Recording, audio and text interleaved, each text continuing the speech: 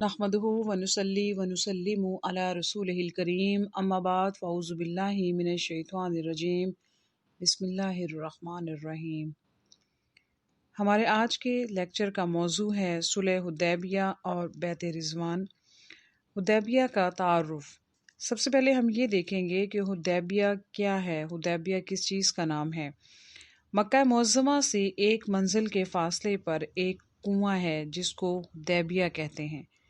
گاؤں بھی اسی کنویں کے نام سے مشہور ہو گیا۔ چونکہ معاہدہ صلح یہی لکھا گیا، اس لیے اس واقعے کو صلح حدیبیہ کہتے ہیں۔ اہمیت کے پیش نظر تاریخ اسلام میں یہ واقعہ نہایت اہمیت کا حامل ہے۔ یہ واقعہ اسلام کی آئندہ کامیابیوں کا دیباچہ ہے، اور اسی بنا پر باوجود اس کے کہ وہ صرف ایک صلح کا معاہدہ تھا اور صلح بھی بظاہر مغلوب ہو کر کی گئی تھی، مگر اللہ تعالیٰ نے قرآن حکیم میں اس کو فتح مبین کا لقب دیا ہے۔ حضور نبی اکرم صلی اللہ علیہ وآلہ وسلم کا خواب۔ ذکر 6 ہجری میں رسول اکرم صلی اللہ علیہ وآلہ وسلم کو بشارت ہوئی کہ آپ دیگر مسلمانوں کے ہمراہ بیت اللہ کی زیارت سے مشرف ہوں۔ بیت اللہ کی زیارت کی خواہش۔ بیت اللہ کی زیارت مسلمانوں کی دلی تمنا تھی، کیونکہ ہجرت کے بعد انہیں خانہ کعبہ کی زیارت کا موقع نہیں ملا تھا۔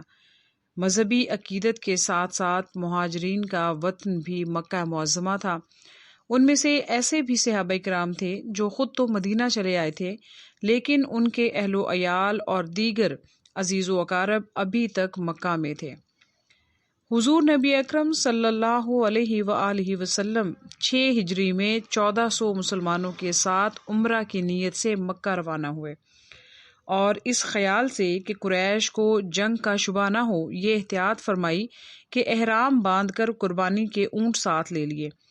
آپ صلی اللہ علیہ وسلم نے مسلمانوں کو حکم دیا کہ کوئی ہتھیار باندھ کر نہ چلے، صرف تلوار ساتھ ہو اور وہ بھی نیام کے اندر ہو۔ قریش کی روکنے کے لیے تیاری۔ قریش کو خبر ہوئی تو انہوں نے مسلمانوں کو روکنے کے لیے زبردست تیاریاں کی۔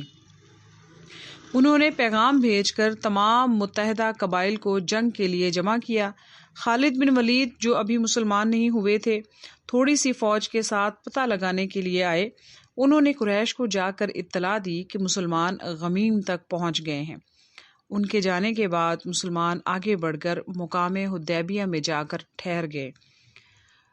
قبیلہ خزاعہ کا سردار بدیل بن ورقہ حضور نبی اکرم صلی اللہ علیہ وآلہ وسلم کی خدمت میں حاضر ہوا اور آنے کی غرض دریافت کی۔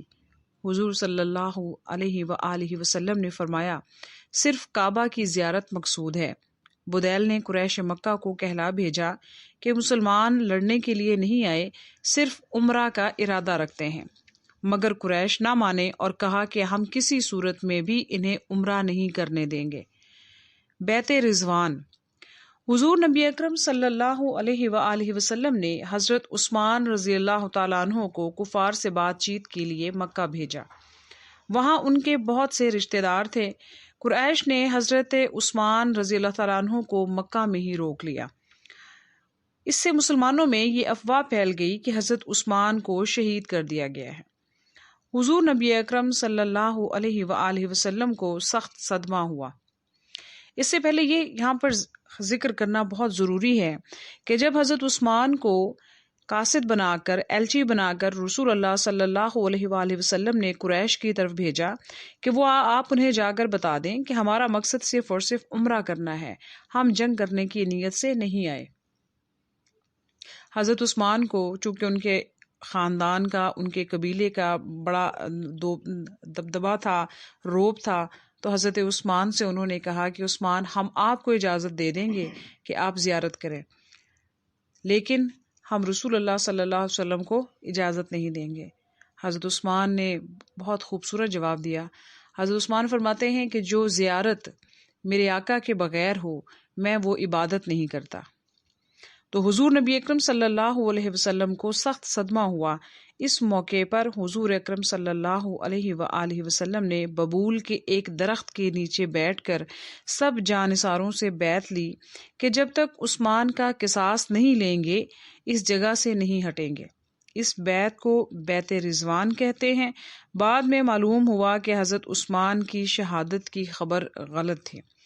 صلح حدیبیہ، قریش کو جب بیعت کی خبر ہوئی تو حضرت عثمان کو رہا کر دیا اور سہیل بن عمرو کو صلح کا پیغام دے کر آپ صلی اللہ علیہ وآلہ وسلم کی خدمت میں بھیجا۔ طویل گفت و شنید کے بعد ایک صلح نامہ تیار ہوا جسے تاریخ اسلام میں صلح حدیبیہ کہتے ہیں۔ صلح حدیبیہ کی کچھ شرائط تھیں، جس میں سے سب سے پہلی یہ تھی کہ مسلمان اس سال بغیر عمرہ کیے لوٹ جائیں، اگلے سال آئیں اور 3 دن سے زیادہ نہ ٹھہریں، ہتھیار لگا کر نہ آئیں، صرف تلواریں ساتھ ہوں گی اور وہ بھی نیام میں۔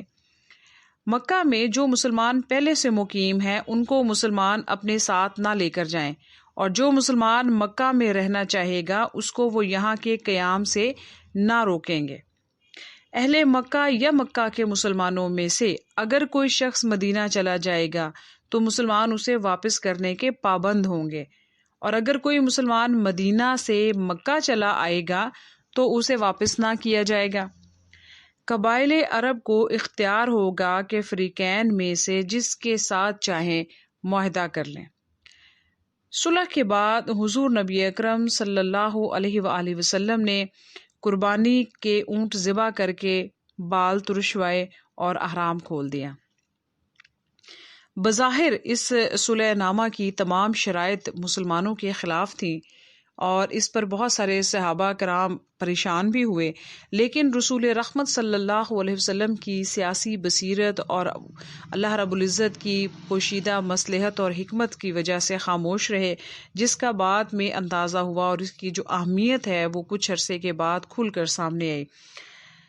صلح حدیبیہ کی اہمیت کے پیش نظر جو سب سے پہلی بات ہے وہ یہ کہ اگرچہ یہ صلح بظاہر مغلوبانہ تھی جس کو مسلمان اپنی توہین خیال کر رہے تھے، لیکن اللہ تعالیٰ نے اسی صلح کو فتح مبین قرار دیا۔